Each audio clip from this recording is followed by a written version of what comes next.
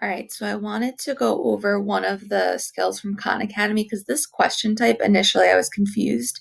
I thought I had to drag and drop these up here, which doesn't work, or that I had to move these around, which also doesn't work. You're moving these to match up with the points on the side. So you're moving and working around with this table. And one thing I wanted to point out about irrational numbers and approximating in general, a lot of times people think it's more complicated than it is, and they're really trying to make it more complicated than it is. It's just an approximation. The first one I'm going to look at, let's just start with A.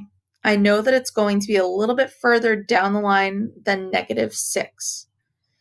If I look down here, I don't know what -17 thirds is. I know it would be a repeating decimal, but I don't really want to get too involved with it.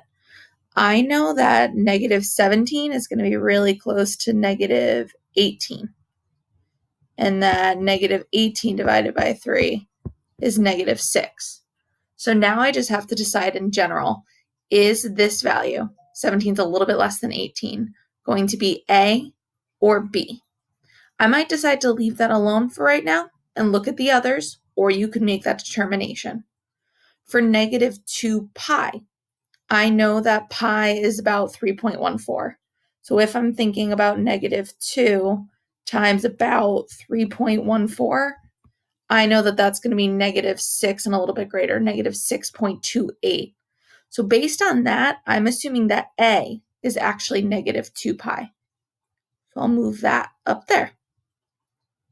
That leaves me with this close to 6 actually being a little bit less than -6, and 17 is less than 18. So I'll move that up to B. And just to make sure I'm confident before I check, the negative square root of 18. It's going to be pretty close to the square root of 16, 4. So the negative square root of 16 is right there. 18 is a little bit more than 16, so I know that that value works, and I can check my work.